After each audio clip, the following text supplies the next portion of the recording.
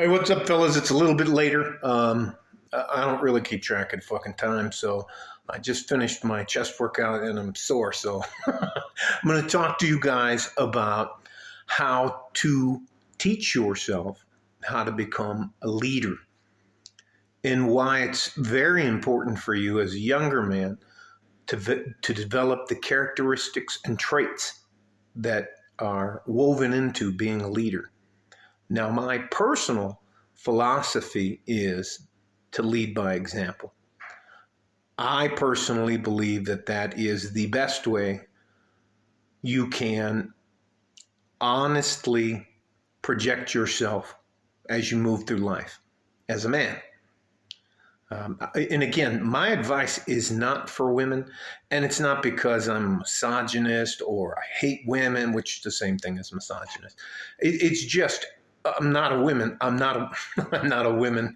I'm not a woman, and I can't speak to the way women think and act because 99.9% of the time when you guys talk and move and do things, it makes absolutely no sense to me, okay? So my advice is for men. And by me doing this, it is cathartic for me to do this. It helps me understand a little bit more about myself, but I also want to try to give younger men as much of an advantage in this world as I can without taking anything from it. So here we go. You have to, as a young man, learn how to lead. One of the earliest ways you can help yourself is by learning to play a sport. Whatever sport it is, I would highly recommend boxing, wrestling, and jiu-jitsu. I would also include football, basketball, tennis, not so much, golfing, definitely not golfing, team sports, except for adding the number one should always be getting two things done. Being able to defend yourself is an important part of being a man. But learning that process, if you have good coaches around you, you can learn a lot about being a man and learning how to lead. Coaches, whether you believe it or not, dedicate part of their lives to helping young men get ahead. There's a guy here on YouTube that I really like a lot. He's a young man. His channel is called Destroying, and he provides a platform for younger men to showcase their skill set as it deals with football. And if you want to get into an ultra competitive world, football is an ultra competitive world. It's basically my bullies are better than your bullies. So anyways, I'll get back to the leadership part. The earlier you develop yourself and you put yourself into practicing leadership skills, the better off your life's going to be for you in the long run. The other thing that part is probably a keystone to, and if you don't know, when you build an arch, an arch, it's really not supposed to stand, but the keystone is the last stone they put in there that's kind of shaped like this, and they set it in the middle of the arch to hold the arch up. Fuck. Anyways, moving on.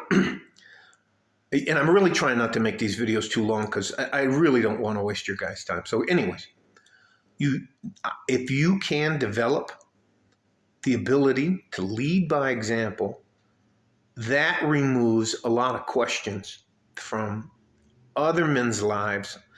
That removes questions about your type of character from most of the other men you'll deal with. Oh shit, I'm going to sneeze. Hang on. I thought I fought it off. Anyways, the pollen count is very high here. So here we go. Leading by example. Now you ask yourself, well, fuck, okay, thanks for telling me that, coach. How do I do that? All right. You do that by maintaining not starting, but maintaining control of all of the things that you actually have control over. You have control over the thoughts in your mind. You have control over the words that come out of your mouth. You should always think before you speak, and you should always listen twice as much as you speak. We don't tell people our life story within the first few minutes we meet them. We don't talk about our hard fought life or how hard life is to us. You don't really share that stuff with people, especially with people that you work with. What you do is you show up early. You show up dressed properly. You maintain your appearance, your physical appearance. You don't show up like you just walked out of a fucking bar. You don't smell like alcohol.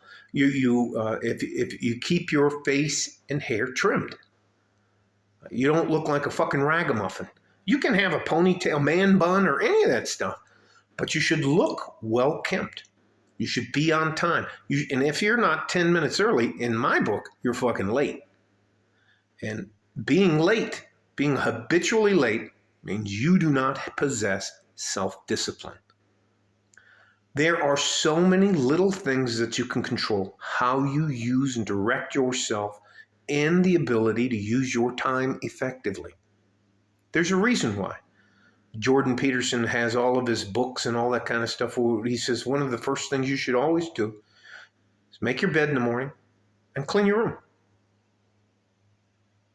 If you live someplace and it looks like a pigsty because you're lazy and you don't take care of yourself, if you don't give a shit about yourself, who the hell else is going to take you seriously? You don't need to be anal retentive about it, but you should control all of the things that you have control over. You have control of your attitude. You have control of being in charge of your money, saving at least 10% of your money. We're going to build ourselves up as leaders. And sometimes, to be a good leader, you have to be a really good follower. Now, that may sound counterintuitive, but it's one of the things that applies in military culture. You always train the people below you to do the job, your job, and 2 jobs above that, so that if something happens, these guys that are younger than you don't get asked out. And let me tell you something. I've written some letters to parents because their sons, and it was always sons. I didn't have much to do with women until I got hurt, and it was a fucking nightmare for me. I had to write letters to them to tell them that while their son was under my care, he died. And I was there, and it's one of the things you have to do as a platoon sergeant. There's a card you have to write up, but I always sent them a letter, a personally handwritten letter that I signed. And I gave them access to come back and talk to me and find me and see how it was. You as a man have so much in possibilities that you have control over that I don't think a lot of you give yourself enough credit for. You have to stay physically fit. Now, there is a difference between having leadership due to a position or a title, or being what's called that's called formal leader. Being an informal leader is something that you can control. Somebody that they know they can depend on. They know if they give you a task, you're not going to ask them 150 questions on how do I do this, where is that, da da da da da. They're going to say, you know what, I need you to take that truck, load it up, and take it to Atlanta, Georgia, to this address. That's it. That's on you to get from there, from that starting point, to Atlanta, wherever that address is. Now, that's up to you to find out how much fuel it takes. Do I get a fuel card? It's just preventive maintenance checks and services on the vehicle. There are so many more things that you have direct control over that I don't think a lot of people want to give you credit for. So I hope this helps. I hope these videos aren't too goddamn long for you. I'm just trying to help you, and I don't want anything. No book deals here. There's no sponsors. I don't need anybody else's fucking money to talk honestly with you. I'm going to keep pounding away on you about leadership, controlling the things that you can, how to save money, how to invest money, how to leverage money so that you don't end up assed out and broke when you get to be my age. I'm fucking 57. Love you guys. We need you. You are fucking important, and I don't give a shit what anybody else says. All right? Stay safe and healthy.